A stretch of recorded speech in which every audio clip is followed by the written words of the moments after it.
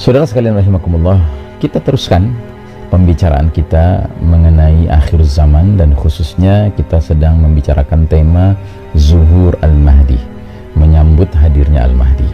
Dan kita sekarang sedikit menzoom ya, memfokus pembicaraan kita kepada proses pembaiatan paksa Al-Mahdi. Ya, ini pertanyaan penting harus kita ajukan, mengapa Al-Mahdi dibaiat dengan paksaan? Sebelumnya, mari kita kembali mengingat bahwa kehadiran Al-Mahdi akan menjadi turning point, titik balik berpisahnya atau berlalunya babak keempat perjalanan sejarah umat Islam menuju masuknya ke babak kelima perjalanan umat Islam. Dan kita tahu bahwa babak keempat itu disebut oleh Nabi Muhammad SAW sebagai babak mulkan jabriyah, babak para penguasa yang memaksakan kehendak mereka. Sedangkan babak kelima adalah babak khilafatun ala minhajin nubuwah, kekhalifahan yang mengikuti metode kenabian kembali. Nah, sementara babak keempat itu adalah babak di mana kita hidup sekarang ini, babak yang penuh dengan fitnah, yang sampai-sampai Nabi mengatakan ya, kaqita'il lailil muslim, laksana malam yang gelap gulita ya.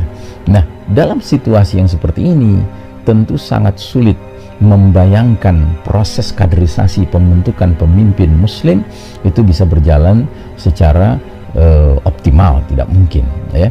Sedangkan kita kalau belajar sejarah, kita lihat bahwa pemimpin-pemimpin terbaik ini, Khulafa ar-Rasyidin, para khalifah-khalifah yang terbimbing, Abu Bakar, Umar, Utsman, dan Ali, bukan saja mereka terbimbing oleh Allah dalam hal kepemimpinan mereka, tapi mereka ini adalah sosok-sosok yang jelas-jelas dikategorikan sebagai mubasysyirina bil jannah, telah diberi kabar gembira oleh Nabi SAW akan menjadi penghuni surga.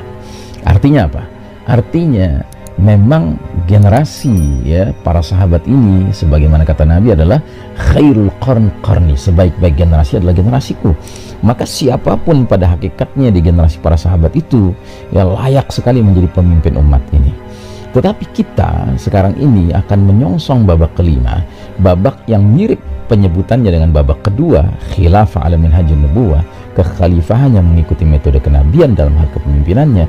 Sementara baru saja dilewati atau dilaluinya babak keempat yang merupakan babak paling kelam dalam sejarah umat Islam. Tidak ada nabi di tengah-tengah kita, sehingga tidak ada proses tarbiyah nabawiyah yang benar-benar asli sebagaimana dahulu Nabi mentarbiyah langsung para sahabat ya. Abu Bakar Siddiq, Khalifah Rashidah pertama, itu ditarbiyah langsung oleh Nabi. Umar bin Khattab, Utsman bin Affan, Ali bin Abi Thalib, mereka ini semua adalah ya tulab, ya murid-murid langsung, anak didik langsung Nabi Muhammad SAW. Sementara kita sekarang hidup di era centang perenang ya, tidak jelas ya, kondisi umat ini benar-benar dalam kondisi yang sangat terpuruk ya. Kita sedang kondisinya babak belur. Nah, lalu bagaimana kira-kira kemunculan pemimpin itu? Tentunya karena tidak ada lagi nabi, karena tidak ada lagi proses tarbiyah nabawiyah sebagaimana dahulu kala, ya tidak mungkin itu berulang kembali ya. Maka penetapan pemimpin itu sangat amat wajar jika langsung Allah Ta'ala yang memutuskannya, menetapkannya. Karenanya kita mengenal gelar Al-Mahdi itu bukan saja bermakna laki-laki yang mendapat petunjuk dari Allah, tetapi juga laki-laki yang ditunjuk oleh Allah untuk memainkan peranan spesial sebagai Amirul Mukminin fi akhir zaman. Al-Mahdi sebagai laki-laki yang ditunjuk Allah ya untuk menjadi Amirul Mukminin fi akhir zaman, pemimpinnya umat Islam di akhir zaman, yang akan mengajak umat ini keluar dari zulumat ya, mulkan jabriyah, kegelapan era raja-raja yang memaksa ini, menuju nur khilafah ala minhajin nubuwah, cahaya kehidupan di bawah naungan kekhalifahan yang mengikuti metode kenabian. Tentunya dia adalah seorang laki-laki yang beriman ya. Dan ciri khas orang beriman yang benar imannya adalah dia sadar diri bahwa dia tidak boleh memiliki ambisi kepemimpinan, ambisi kekuasaan ya. Seorang mukmin sangat faham hadis Nabi yang mengatakan al-imaratu fitnatun fid dunya wa nadamatun wa khizyun fil akhirah. Posisi jabatan itu adalah potensi fitnah di dunia dan potensi penyesalan dan kehinaan di akhirat nanti.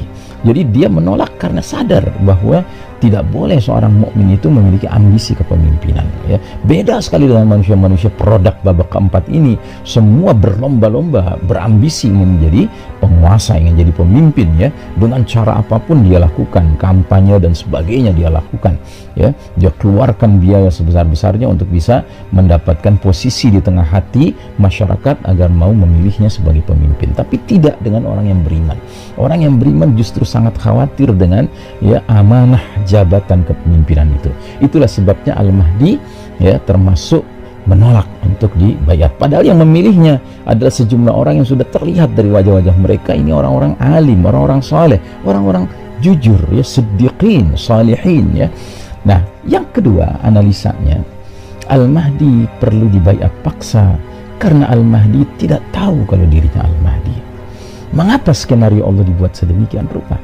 Karena Allah Ta'ala ingin memelihara Al-Mahdi.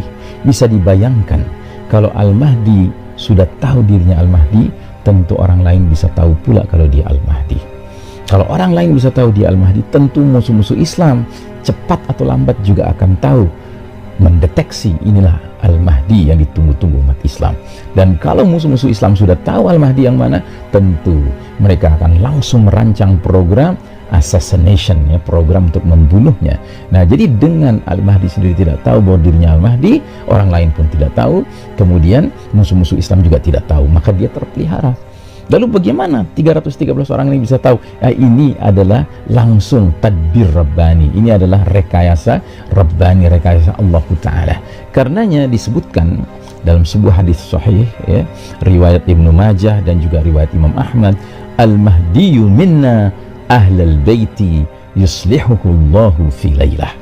Al-Mahdi itu dari keturunan kami, yaitu ahlul bait, ya, diislah, diperbaiki oleh Allah, ya, keadaannya dalam satu malam. Masya Allah Ta'ala. Ya, di dalam kitab ensiklopedia akhir zaman, ketika Al-Mubayyad mengomentari hadis ini, beliau mengatakan, ini bukan berarti sebelum Al-Mahdi dibayat, sebelum dia kemudian disepakati menjadi pemimpin umat ini, dia adalah orang yang banyak maksiatnya, dia adalah orang yang banyak terlibat dengan kemungkaran dan kezaliman. Bukan, dia orang soleh selama ini, cuma kesolehannya selama ini tidak kemudian serta-merta menjadikan dirinya memiliki kapabilitas dan kemampuan menjadi pemimpin. Tetapi pada malam tertentu itu, ketika Allah mengislahnya, memperbaikinya, tiba-tiba keesokan harinya dia tampil sebagai seorang laki-laki yang memiliki capability, memiliki kapasitas, memiliki kesanggupan yang mumpuni untuk menjadi pemimpin kaum beriman. Nah, jadi uniknya seperti itu, bahwa Al-Mahdi benar-benar sosok yang sebelumnya tidak diduga oleh banyak orang, dia inilah Al-Mahdi. Ya, tetapi bagi kalangan tertentu yang memiliki kedalaman ilmu, yang memiliki kedekatan dengan Allah Ta'ala, mereka mungkin sudah menduga-duga, mereka mungkin sudah bisa meraba-raba.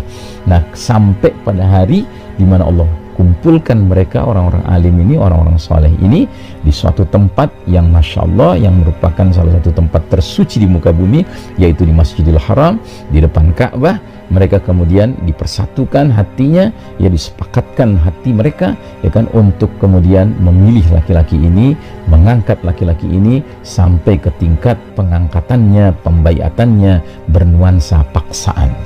Apabila kalian melihat tanda-tanda kehadiran Al-Mahdi, berbaiatlah kepadanya sekalipun harus merangkak-rangkak di atas salju, karena sesungguhnya dialah Khalifatullah Al-Mahdi. Saudaraku rahimakumullah, mudah-mudahan Allah Ta'ala, ya, menjadikan kita orang-orang yang memiliki ilmu yang bermanfaat dunia dan akhirat, dan terutama di masa-masa seperti sekarang ini, jika Allah Ta'ala menunjukkan kepada kita tanda demi tanda bahwa Al-Mahdi sudah dekat jadwal kemunculannya, semoga kita termasuk yang Allah mudahkan, Allah izinkan, Allah pilih sebagai bahagian dari Jaisyul Mahdi. Ya, demikian, wassalamualaikum warahmatullahi wabarakatuh.